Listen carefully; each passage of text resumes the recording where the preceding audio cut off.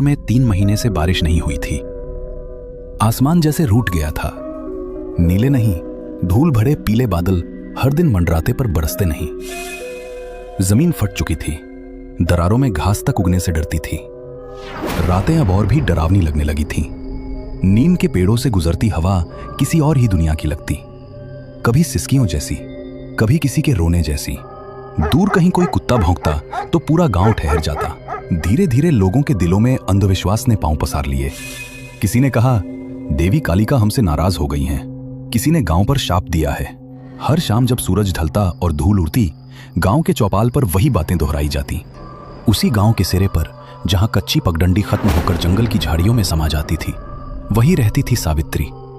एक झुर्रियों से भरा चेहरा, सफेद बालों का जूड़ा और आंखों में ऐसा अजीब सन्नाटा जैसे सब कुछ देख चुकी हो। कभी लोग उसे प्यार से वैद्यमय कहते थे।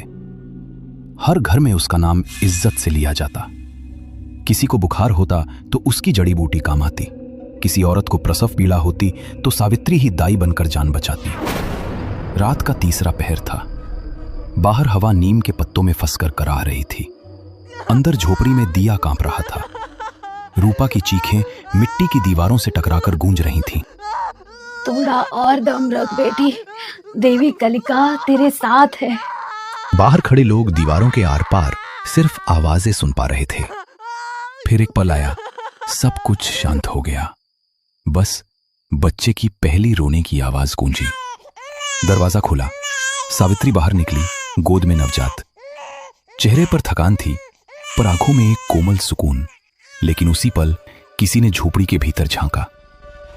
रूपा निष्प्राण पड़ी थी, आंखें खुली, होठ नीले और बिस्तर पर खून सूख चुका था। 1 सेकंड की चुप्पी के बाद, रूपा मर गई है भगवान, रूपा मर गई।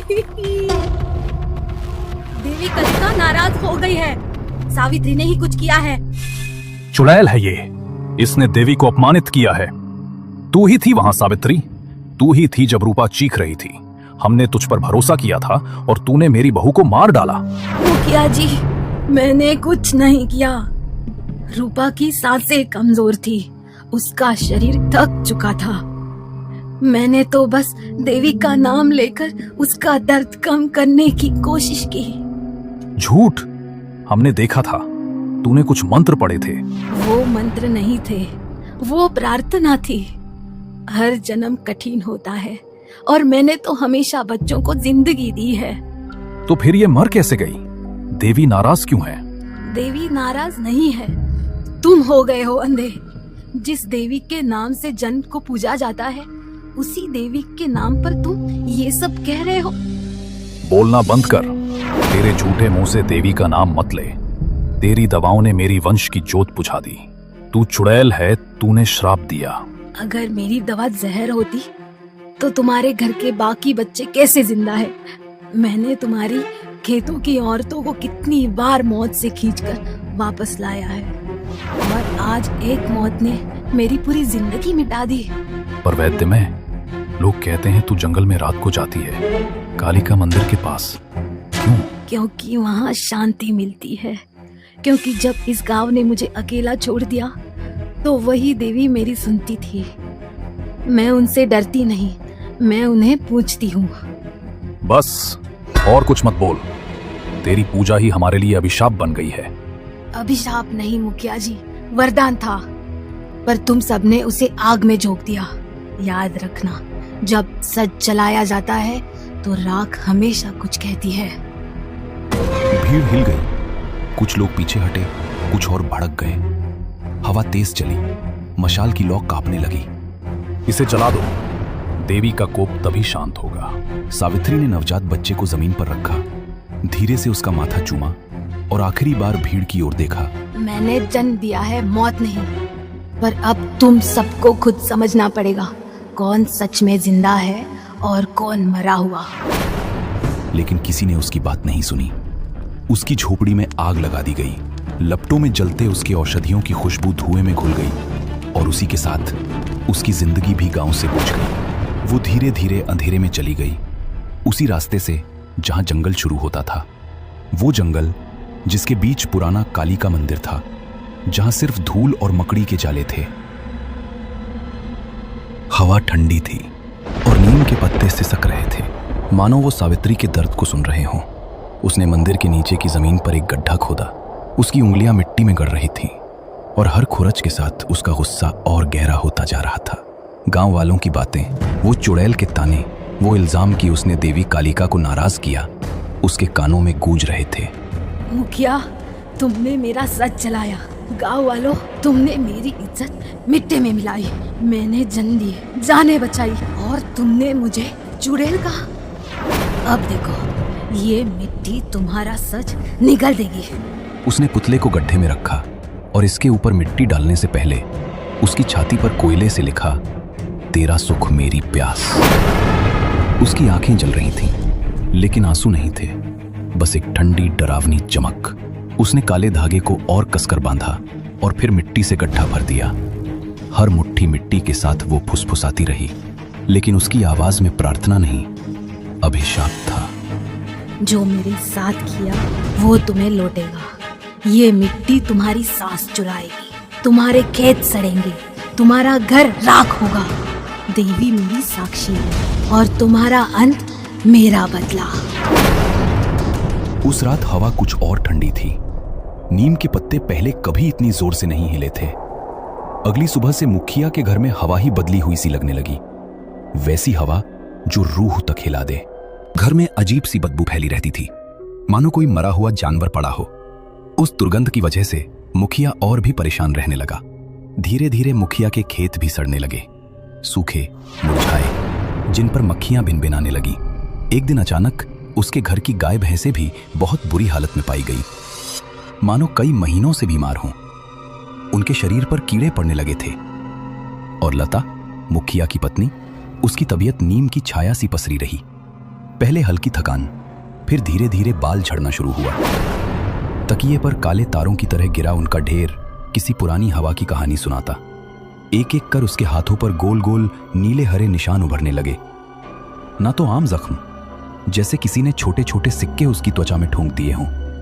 जब कोई उन्हें छूने की कोशिश करता, हाथ ठंडे पड़ जाते, मानो मरे हुए धातु को छू लिया हो। रातें भयानक हो गईं। हर 3-4 घंटे पर लता चीख कर उठती। उसकी आवाज में इंसानी आवाज की परत टूटकर कुछ और ही निकलता। कभी वो बमुश्किल शब्दों में पुकारती और फिर अचानक उसकी आंखें खाली सी हो जाती, जैसे कोई भीतर से बाहर झांक रहा हो। अगली सुबह जब सूरज की पहली किरणें अभी अभी गांव पर पड़ी थीं, मुखिया का घर पहले से ज्यादा भारी लग रहा था। मुखिया की आंखें लाल थीं, नींद से दूर, और उसके चेहरे पर वो थकान थी जो डर से जन्म लेती है। उसने गांव के पंडित हरिनाथ को घर बुलाया। पंडित जी, ये क्या हो रहा है? मेरे घर में मौत की छाया क्यों मंडरा रही है? वो बदबू, वो कीड़े, लता की हालत, सब कुछ सड़ रहा है। पंडित हरिनाथ ने अपनी माला घुमाई, आंखें बंद की और फिर धीरे से खोली। उन आंखों में अंधेरा था, जैसे कोई पुराना रहस्य बाहर आने को बेचैन हो। मुखिया जी, ये कोई साधारण बात नहीं, किसी ने काला जादू किया है। हाँ, काला जादू जो रूहों को जगाता है, जीवनों को चूसता है। काला जादू? कौन कर सकता है ऐसा? सावित्री, वो चुड़ैल, क्या वो? चुप, नाम मत लो उसका। वो नाम ही अब अभिशाप है। एक छाया, काली और ठंडी, जो तुम्हारे घर के चारों ओर घूम रही है। उसने कुछ दफनाया है। हाँ, उसका पुतला, उसके बाल और उसके कपड़े मंदिर के नीचे, पुराने कालिका मंदिर के नीचे, जहां जड़ें जमीन को चीरती हैं। मंदिर के नीचे? हे भगवान, क्या होगा अगर हमने निकाला नहीं? पंडित जी, पूर्णिमा से पहले अगर उसे निकाला नहीं गया तो मौत निश्चित है। नहीं सिर्फ लता की, तुम्हारी, तुम्हारे बच्चों की, पूरे घर की। वो जादू फैलेगा जैसे जहर की बेल, जो सबको लपेट लेगी। रूहें जागेंगी, हवाएं चीखेंगी, और तुम्हारा घर वो सिर्फ राख बन जाएगा। निकालो उसे मुखिया जी, वरना देवी भी नहीं बचा पाएंगी। रात का तीसरा पहर था। आसमान में चांद अधूरा टूटा सा लटक रहा था, जैसे वो भी डर से कांप रहा हो। जंगल की पगडंडी पर 4 लोग चले जा रहे थे, मुखिया, पंडित हरिनाथ और 2 गांव वाले, जिनके हाथों में मशालें जल रही थी। मशालों की लौ हवा में कांप रही थी। पुराना कालिका मंदिर अब सामने था। उसकी दीवारें टूटी मकड़ी के जाले लटक रहे थे और मंदिर के नीचे की जमीन ऐसी थी जैसे उसने सदियों से किसी को छुआ नहीं था। पंडित हरिनाथ ने माला घुमाई, मंत्र पढ़े और फिर मंदिर की सीढ़ियों के पास रुका। यहीं है, यहीं वो दफन है। ये जमीन चीख रही थी, खोदो, जल्दी खोदो वरना वो रूह जाग जाएगी। मुखिया का चेहरा पसीने से तर था। उसकी आंखें डर और गुस्से से लाल थीं। उसने रामू और श्याम को इशारा किया और दोनों ने कुदाल उठाकर जमीन खोदना शुरू किया। मिट्टी सूखी थी, लेकिन हर कुदाल के साथ एक अजीब सी गंध उठ रही थी, सड़ांध, जैसे कोई मरा हुआ जीव वहां दफन हो। हवा अब और तेज हो गई, नीम के पत्ते सरसराने लगे। रामू और श्याम के चेहरे पर डर साफ झलक रहा था। उनके हाथ कांप रहे थे और हर बार जब कुदाल जमीन में गड़ती, उनकी आंखें चारों ओर देखती, जैसे कोई छाया उनकी पीठ पर सांस ले रही हो। अचानक कुदाल किसी सख्त चीज से टकराई। एक ठनक की आवाज गूंजी और सबके दिल थक से रह गए। रामू ने कुदाल फेंक दी और पीछे हट गया। श्याम ने मशाल पास की और मिट्टी के बीच कुछ दिखा। एक कपड़े में लिपटा हुआ मिट्टी का पुतला। उसका आकार छोटा था, लेकिन उसकी बनावट ऐसी थी जैसे कोई इंसान की नकल हो। पुतले के सिर पर लता के काले बाल चिपके थे और उसका शरीर लता के पुराने दुपट्टे में लिपटा था। सबसे डरावना था उसका गला, एक काला धागा जिसके बीच में लाल मोती टंगा था, जैसे खून का कतरा। और पुतले की छाती पर किसी ने कोयले से लिखा था, तेरा सुख मेरी प्यास। ये क्या है? ये सावित्री का काम है। उस चुड़ैल ने मेरे घर को बर्बाद कर दिया। ये सिर्फ जादू नहीं है, ये रूह का बंधन है। जिसने ये बनाया उसने अपनी आत्मा का टुकड़ा इसमें डाला है। अगर इसे जलाया नहीं गया तो ये तुम्हारे घर को खा जाएगा मुखिया जी। जला दो इसे। आज इस अभिशाप को खत्म करो। सावित्री, तू जहां भी हो, मेरे घर को छोड़ दे। लेकिन जैसे ही मशाल की लौ पुतले को छूने वाली थी, हवा रुक गई। मुखिया की आंखों में अब सिर्फ डर नहीं, बल्कि एक गहरा अपराध बोध झलक रहा था। पुतला जमीन पर पड़ा था और काले धागे का लाल मोती चमक रहा था, मानो वो हंस रहा हो। जैसे ही मुखिया ने पुतले को उठाकर तोड़ने की कोशिश की, मंदिर के अंदर से एक आवाज गूंजी, तुम्हारा अंत मेरा उसी पल बदला। मशाल की लौ कांप कर बुझ गई। अंधेरा ऐसा छाया जैसे जंगल ने सब कुछ निगल लिया हो। पंडित हरिनाथ की माला जमीन पर गिर पड़ी और उसकी सांसें रुक गईं। रामू और श्याम पहले ही भाग चुके थे। मुखिया जी, ये अब हमारे बस में नहीं। ये रूह, ये सावित्री की नहीं, ये कुछ और है। नहीं, ये उसी चुड़ैल का काम है। मैं इसे जला दूंगा। मंदिर की टूटी दीवारों से एक कराह निकली और जमीन हल्के हल्के कांपने लगी। मुखिया ने पुतले को जमीन पर पटका, लेकिन वो टूटा नहीं। सो उसका काला धागा फट गया और लाल मोती जमीन पर लुढ़ककर मंदिर की सीढ़ियों में गुम हो गया। रोको, उसे मत छुओ। ये अभिशाप अब तुम्हारे खून में उतर चुका है। भागो यहां से मुखिया जी, भागो। लेकिन मुखिया ने उसकी बात नहीं सुनी। वो पुतले को उठाकर मंदिर के बाहर की ओर दौड़ा, जैसे उसे आग में झोंक देना ही एकमात्र रास्ता हो।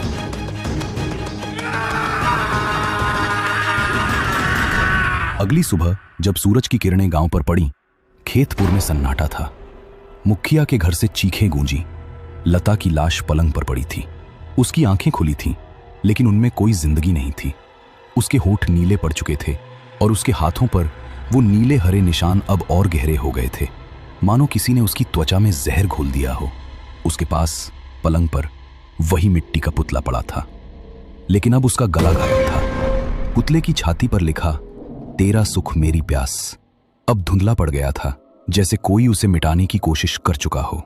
लेकिन सबसे भयानक थी वो जगह जहां पुतले का गला होना चाहिए था। वहां एक गहरा काला दाग था, जैसे किसी ने उसे जलाकर राख कर दिया हो। मुखिया कोने में बैठा था, उसका चेहरा पत्थर की तरह सख्त, लेकिन आंखें खाली। उसके हाथों में अब भी मिट्टी के कुछ टुकड़े चिपके थे, पुतले की मिट्टी। वो बड़बड़ा रहा था, लेकिन उसके शब्द समझ से परे थे। मैंने सिर्फ अपने घर को बचाना चाहा। सावित्री, तूने मेरे साथ ये क्या किया? उस दिन के बाद से खेतपुर में कोई भी नीम के पेड़ों के नीचे रात को नहीं जाता, जैसे कोई पुरानी रूह अभी भी जंगल में घूम रही हो, अपने अधूरे